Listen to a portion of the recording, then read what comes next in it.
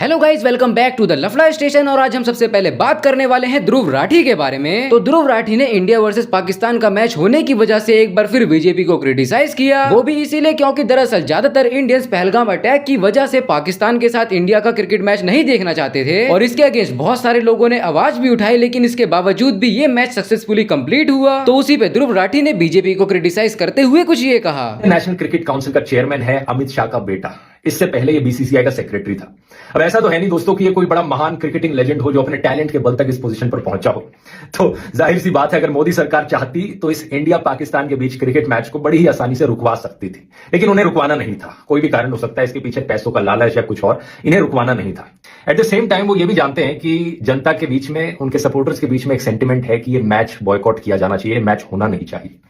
तो सवाल ये कि अब कैसे अंधभक्तों को बेवकूफ बनाया जाए, और ये एक ऐसी चीज है दोस्तों जिसमें ये सरकार बड़ी माहिर है। अंधभक्तों को कैसे बेवकूफ बनाना है और बेवकूफों को कैसे अंधभक्त बनाना है, इसमें बिल्कुल एक्सपर्ट है ये सरकार।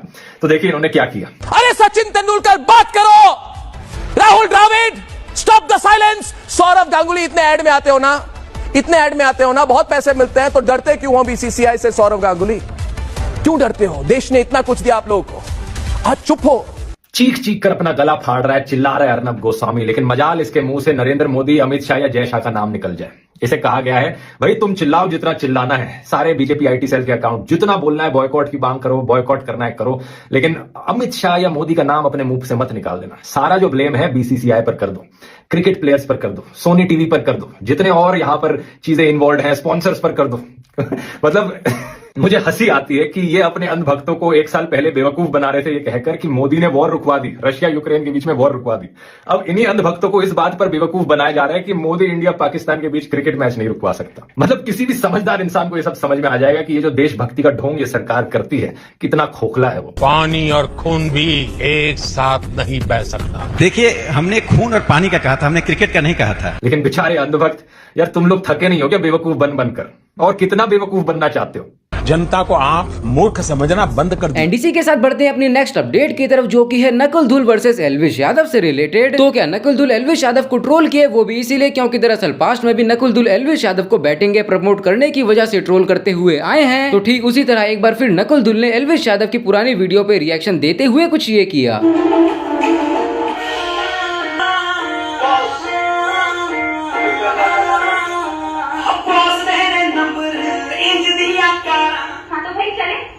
तो तेरे इसमें थोड़ी लेके जाऊंगा तो फिर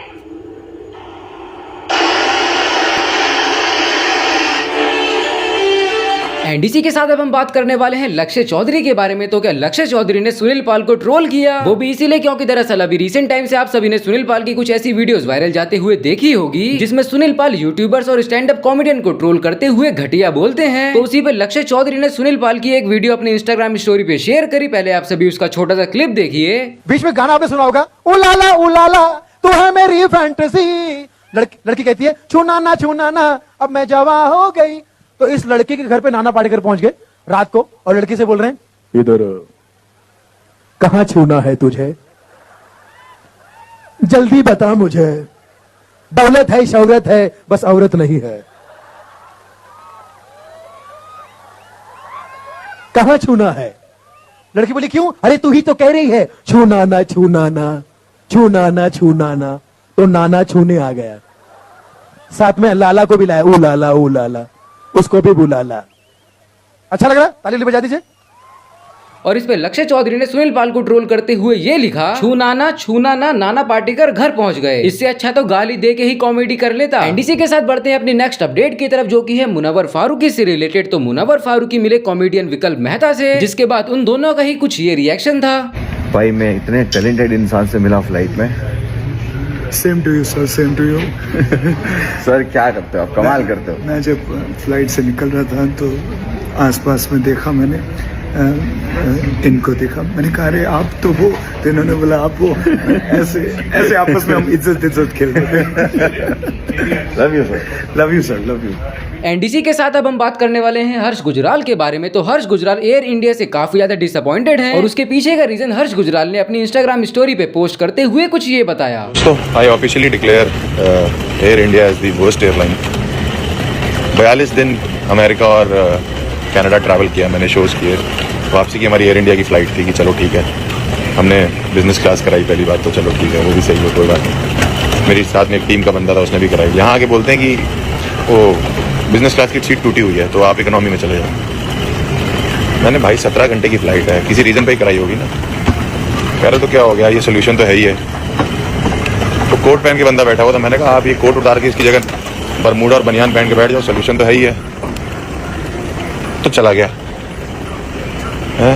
मतलब एयर इंडिया इतने नुकसान करके, इतना वो करके भी अगर सुधार नहीं है और बिल्कुल ही वो नहीं है। मैंने बोला भाई कोई फर्क नहीं पड़ता, कह रहे ये तो आप बात करो ऑनलाइन। एंड बाकी इस सब के बारे में आप सभी का क्या ओपिनियन है मुझे कमेंट सेक्शन में जरूर बताना। बाकी वीडियो को यहाँ तक देख ही लिया है तो वीडियो को लाइक करके चैनल को सब्सक्राइब जरूर से कर देना यार।